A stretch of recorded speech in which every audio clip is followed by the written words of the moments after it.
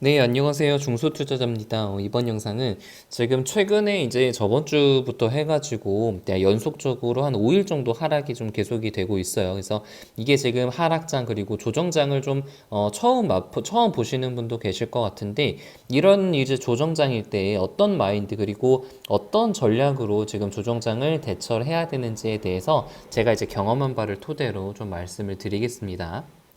일단 그런 질문을 먼저 드리고 싶어요. 지수를 예측이 가능한지 예측이 이제 불가능한지 질문을 좀 드리고 싶은데 저는 이게 100% 예측은 좀 힘들지만 어느 정도 확률적인 그런 계산은 가능하다. 그 정도로 좀 말씀을 드리고 싶은데 뭐 예를 들어서 이제 제가 항상 말씀을 드리는 저점이 높아지고 좀 고점이 높아지는 그런 상승 추세에서는 좀 이제 지속적으로 상승할 가능성이 좀 있다라고 그렇게 말씀을 드릴 수가 있어요. 예를 들어서 이제 그 6월달 같은 경우는 이런 데서 저점이 좀 높아졌잖아요. 그러면은 여기서는 좀 추가적으로 상승을 할 가능성이 좀 있겠다라고 생각을 할 수가 있는 거고 지금 굉장히 유명한 그런 패턴이 나왔어요. 헤드앤숄더 패턴인데 지금 이게 고점을 한번 만들었고 두 번째 고점을 만들었는데 이게 세 번째 고점이 이제 두 번째 고점을 넘지 못하고 이제 하락을 하는 것이 헤드앤숄더 패턴인데 이 헤드앤숄더 패턴이 나오면은 하락 추세로의 어떤 전환이라고 좀 교과서적인 그런 내용입니다. 그래서 뭐 아시는 분들은 다들 아실 텐데 이게 지금 헤드앤숄더 패턴이 좀 나왔고 단기적으로 지금 음봉이 또 꽉 찬 음봉이 나왔기 때문에 좀 추가적으로 계속 하락할 가능성도 있어요. 그래서 단기적인 이런 반등이 가능하지만 여기서 이제 위쪽으로는 21선이 내려오고 61선도 이제 지지에서 저항으로 바뀌는 자리이기 때문에 여기서 만약에 반등을 했는데 61선에 걸리고 하락을 하게 된다면은 그때는 진짜 한 700 정도, 700 중반에서 700 초반까지도 떨어질 가능성이 이제 충분히 있다고 봅니다. 사실 이런 하락장은 이게 모든 투자자들에게 힘들어요. 이게 이제 매일매일 단타를 치는 사람이 아니고서야 이제 중장기적으로 어떤 종목을 선택을 해서 끌고 가는 투자자 입장에서는 이렇게 조정이 길어질수록 언제 바닥이 나올지 모르고 보통 이제 시장이 하락을 하게 되면은 대부분의 종목들이 하락을 하기 때문에 굉장히 기다림의 시간이 길어지고 고통의 시간이 좀 길어지는 것은 어쩔 수가 없습니다. 그럼에도 불구하고 이 하락과 조정 뒤에는 다시 이제 반등이 언젠가는 반드시 찾아오기 때문에 그 시간까지 어떻게 버티는지가 사실은 더 중요하거든요. 그래서 개인적으로 그런 하락의 시간을 어떻게 버티는지 이제 세 가지 관점으로 좀 설명을 드리려고 해요. 이게 첫 번째는 경험적으로 이제 극복을 할 수가 있고 두 번째는 이성적으로 세 번째는 현금적으로 이 기다림의 시간을 버틸 수 있다고 봅니다. 그냥 하나하나씩 좀 자세히 보면은 일단은 이제 경험적으로 버틴다는 얘기는 최근에 들어오신 분들에게는 이런 경험이 없을 수도 있지만 이게 한 그래도 1년 내지 한 2년 정도 주식 투자를 하신 분들은 과거에도 이런 하락을 버티고 수익을 난 경험이 분명히 있을 거예요. 혹은 이게 하락장 때 이제 섣불리 투매라든가 이제 매도를 했다가 다시 반등 상승장에서 매수를 적절히 하지 못해서 손해를 보는 그런 시간들이 분명히 있을 겁니다. 그래서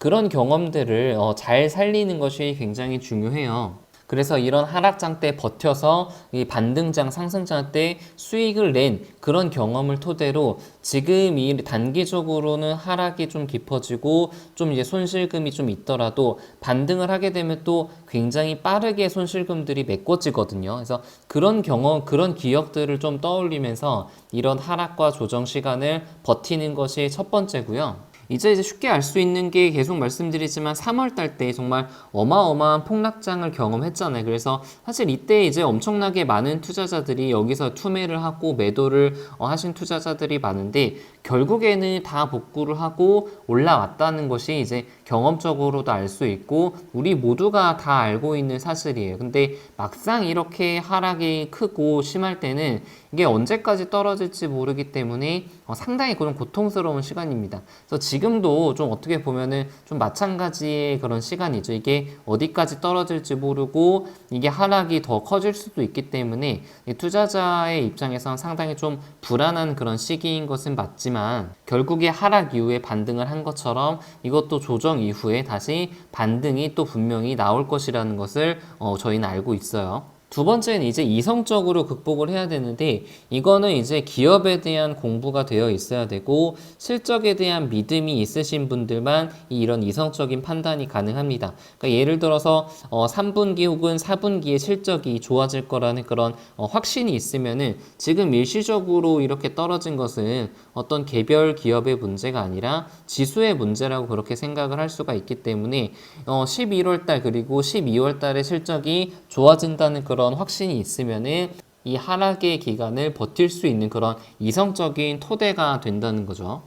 그리고 마지막으로 사실 이게 가장 큰 힘이 되고 실질적인 도움이 되는데 현금적으로 이제 대비를 하는 것이 투자자 입장에서는 굉장히 큰 위안을 줍니다. 주식이 어느 정도 가지고 있는 상황에서 손실이 안 나는 경우는 없어요. 근데 중요한 것은 손실이 최소한으로 하는 것이 중요하다는 거죠. 예를 들어서 지금 이런 구간에서 현금이 만약에 하나도 없고 주식이 100이 있는 사람과 주식과 현금이 50대 50으로 있는 사람은 이렇게 하락하고 반등을 했을 때 이게 그 나중에 얻을 수 있는 그런 수익금과 멘탈적인 부분이 엄청나게 큰 차이가 있습니다. 예를 들어서 이 주식과 현금이 50대 50으로 있는 그런 사람의 경우는 이렇게 하락할 때마다 좀 분할적으로 매수를 하면서 좀 이제 적절한 대응을 할 수 있다는 거죠. 그리고 현금이 이제 어느 정도 있기 때문에 이렇게 하락을 하더라도 나는 버틸 수 있다는 그런 멘탈적인 부분에서 굉장히 이제 관리가 되는 그런 장점이 있습니다. 사실 이게 그 하락했을 때 제일 문제가 뭐냐면은 이게 내가 가지고 있는 그 주식 비중이 금액이 완전히 다 0으로 마이너스 한 90까지 가지 않을까라는 그런 공포감이 굉장하거든요. 그래서 이게 그 현금을 어느 정도 가지고 있는 것이 어떤 그런 공포심에서 벗어나는 게 굉장히 중요하고 이제 그런 것들 때문에 투매가 나오는 건데 투매를 막을 수 있다는 점에서 이제 굉장히 중요하다고 볼 수 있습니다.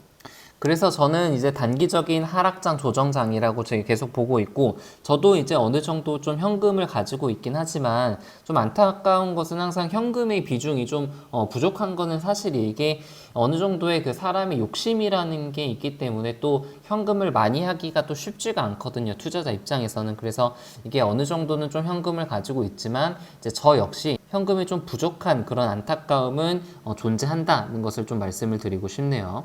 네, 그래서 영상은 여기서 마치도록 하겠습니다. 네, 이상입니다.